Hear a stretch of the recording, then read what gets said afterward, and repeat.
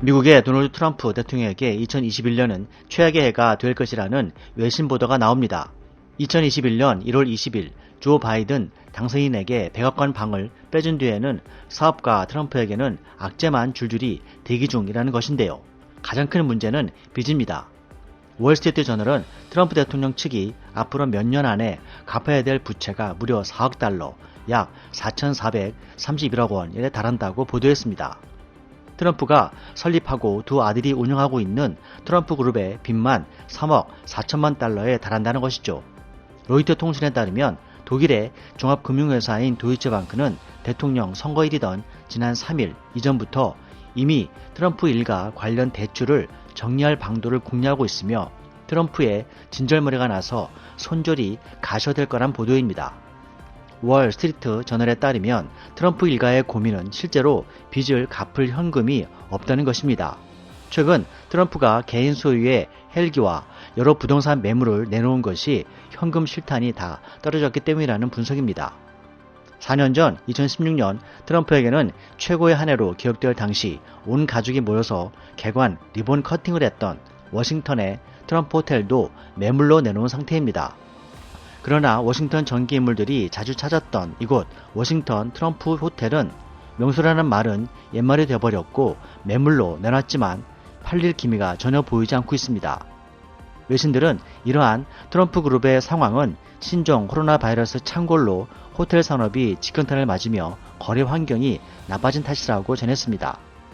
골프 리조트와 호텔 사업도 여행 감소와 경기 침체로 부진한 상태이고 코로나 확산세를 제대로 막지 못해서 재발등을 찍었다는 평가입니다.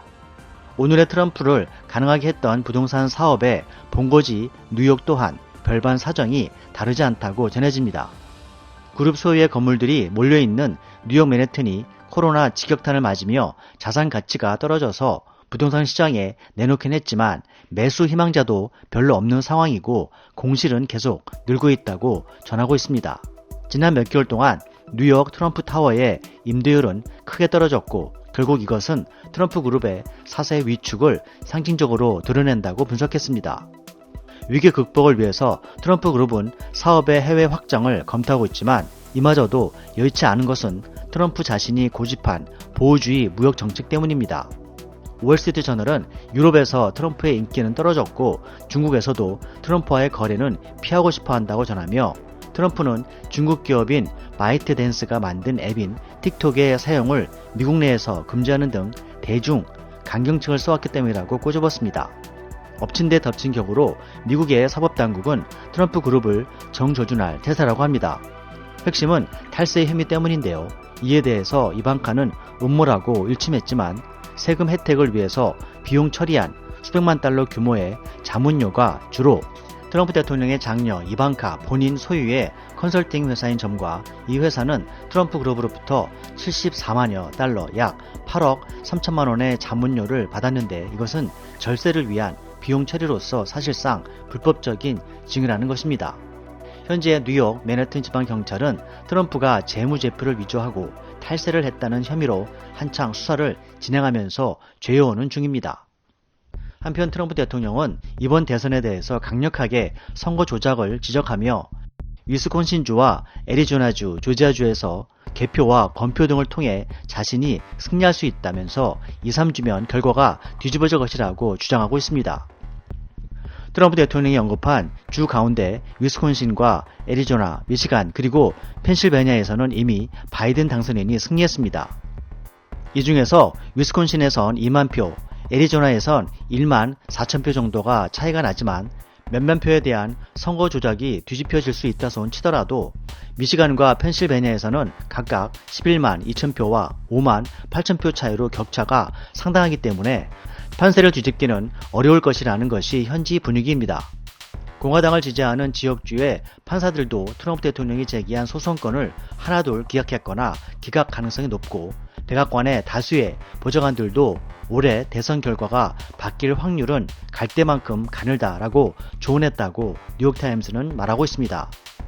트럼프 대통령은 보좌관들에게 핵심 경합주에서 공화당이 주도하는 주의회가 친트럼프 선거인단을 뽑아 재선에 필요한 표를 확보할 수 있도록 하면 안 되냐고 압박했지만 이것은 구체적이거나 매우 진지한 성격의 대화는 아니었다고 전해집니다.